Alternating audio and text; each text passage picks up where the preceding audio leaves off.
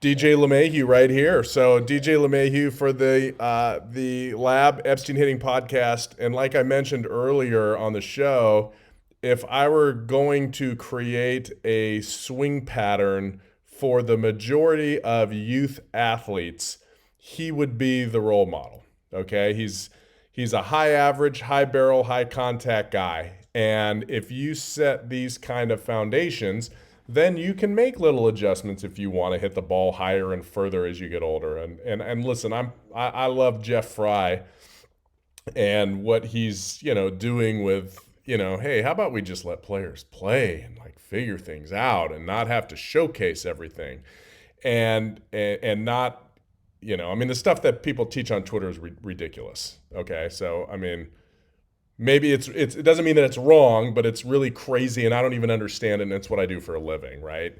And so, what he's saying is, just hit a ball back through the middle off a tee, and like figure out your own swing and swing harder and swing less and work high and work low. And so if I was going to teach somebody how to swing, LeMahieu would be a very good model for everyone. He does everything very, very well, and there's no extremes, right? He's not an extreme up guy. He's not an extreme down guy. He doesn't lean forward, doesn't lean back too much.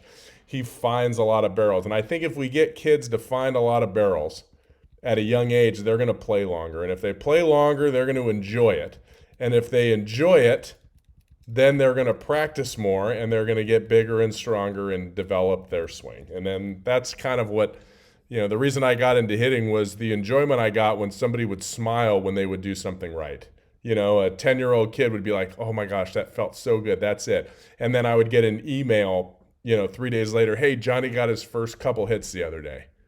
And you Yeah, your see dad that used to say it feels like the shackles are coming off, right? yeah, and it's like that's why you do it. That's why you're a teacher. That's why I don't care if it's mathematics or chemistry or when somebody has that aha moment and they produce, maybe they're not a great student and you work with this student on chemistry or biology or whatever it is, and all of a sudden they get it. And you know that it's not their strength. They're not a gifted scientist.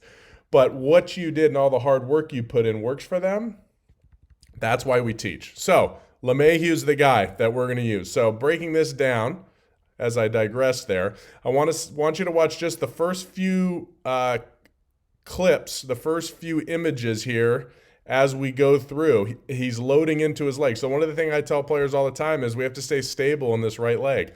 Now, if you listen to, all the people on the internet, there's 4,562 big words you can say about trying to load around your back hip and your back knee and the foot and this and that and the other. Okay? The simple way is push your heel into the ground slightly. That's exactly what he's doing here. If you push your heel into the ground, the weight stabilizes into your rear glute and this foot will remain planted and your back hip will load. Okay? So don't get crazy and don't make that a huge move. This is his move. It's just, he just kind of sits into his back heel a couple inches. That's it. Then he's going to pick up his foot and he's going to stride forward. Now remember, he's 6'4". He's probably got a 34-inch inseam. So we have to make sure we get wide. So as he strides through here, okay, we're watching him stride forward. He's got a good weight shift. You can see how stable his back foot is. And then when he gets to toe touch, you can see his front shoulder is down. Okay, the knob of the bat is facing back here behind his back foot. Okay, his chest is back. His back knee's starting to come in. And then when you get him to heel plant, this is his torque position. You can see his chest, his front shoulder is still down. His chest is back, but his hips are starting to open because this back knee came in. Back knee came in, front knee opened. Okay, and we're seeing this shin start to work down and in. But notice his elbows. This is why it's such a good position with players is the separation of his elbows when he goes to rotate from here to here stays the same. From there to there, those 3 frames. If you think about it, if you look at, this angle right in here between his wrists, that doesn't change when he turns the corner. Okay, that is where 95% of amateur problems happen. From heel plant to the short approach, which is right here, the arms start doing weird stuff. The barrel starts to dump and drop behind a player because they're trying to, I don't know what they're trying to do. I won't use the words because maybe it works for some people. But when this elbow slots faster than the knob moves, then you got real problems. Okay.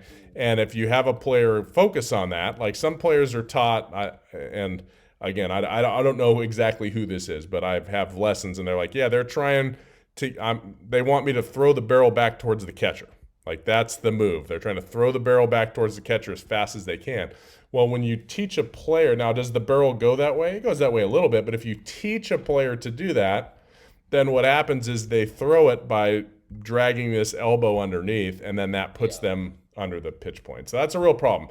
So again, notice this separation, so important. When I was coaching at Mizzou, when we would do hit and runs, like hey, we're doing hit and run rounds.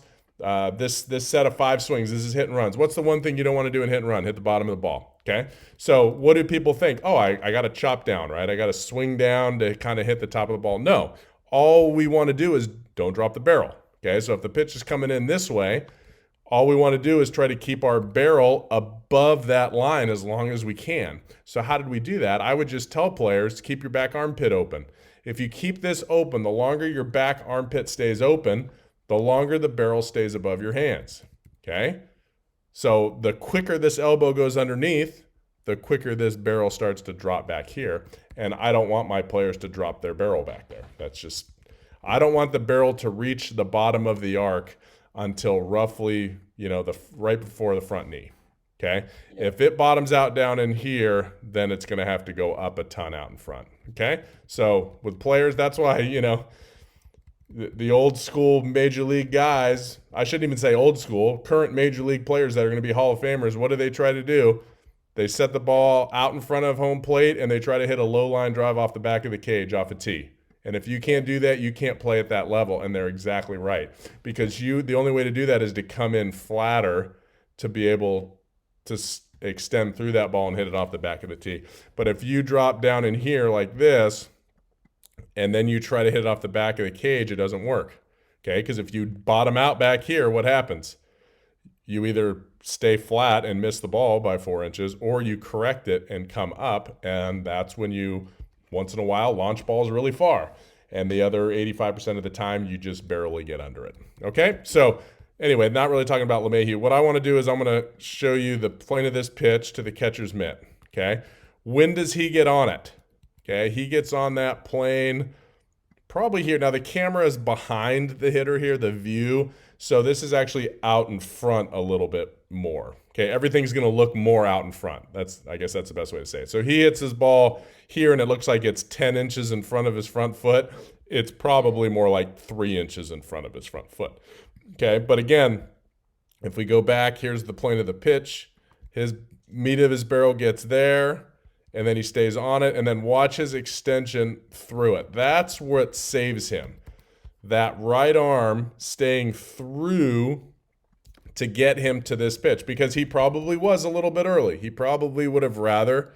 It's much easier to hit that pitch there in the air, okay? Yeah. But the further out in front you go, the more your barrel's working up to your follow-through. So if you don't have this good extension, it doesn't work. So what does he incorporate? Why is his swing so good? Number one, he gets low. Look at his back shin sink down into it. Okay? He has a weight shift. He steps forward. He gets the weight off of his back foot. Okay? There's no weight here. All the weight's here. Then after his body stops rotating, then the weight hits his back foot. Okay? So he has a weight. He has a load. He has a good weight shift. That's not crazy. He gets to a good torque position, meaning when his front foot lands and his knee starts to open and his hips start to open, his chest stays back. Okay? He doesn't have bat drag. When he rotates his hips, what's next? He rotates his upper body. He doesn't use his hands. There's no hand movement there. There's no wrist movement. He's simply turning his hands with his shoulders. Okay? So there's no bat drag. The knob stays in front of the back elbow. Okay? Then once we get here, his head doesn't move. Now his arms are going to kick in because his body's starting to decelerate. His body's still rotating, but it's not rotating as fast, okay? It's starting to decelerate so his arms can come in. And then now he's going to use his arms once he gets his barrel in this contact zone here. Now he's going to use his arms and hands to try to get that barrel to extend all the way through to his power V position. So he gets to a great power V. Well, let's go back to contact. We get him back to contact. He was a little bit out in front and messed up and hit a home run here, but that's all right. We won't give it back. But you can see contact here. His right palm is up. His elbow is now out in front of his body. It's not pinned here.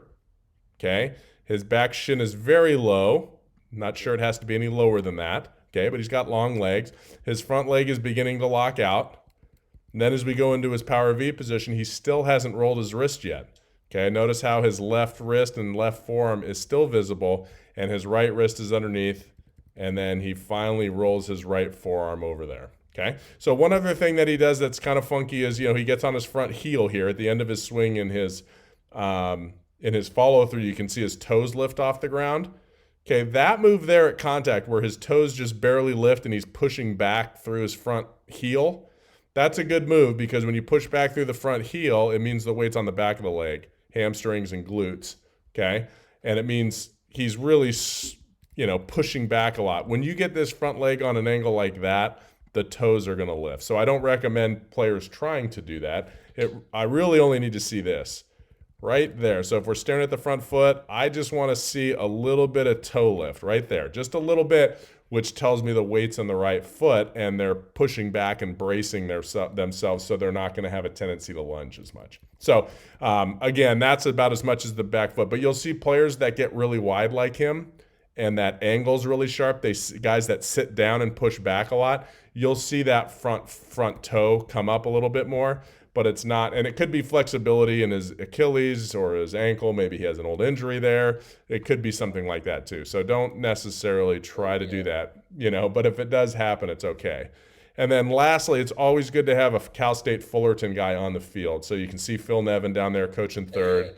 That's the only reason I'm a huge Yankee fan is because there's 3 Fullerton guys on their coaching staff. So what does that mean? Fullerton guys with Fullerton degrees must be the smartest human beings that walk right behind LaSalle. Mm-hmm. Right behind LaSalle. No, I'm just. It was right behind Villanova. Where you should have gone. Right. Anyway, so I'm going to go ahead and close this evaluation here. You guys will be able to pick this up on Epstein Hitting YouTube account.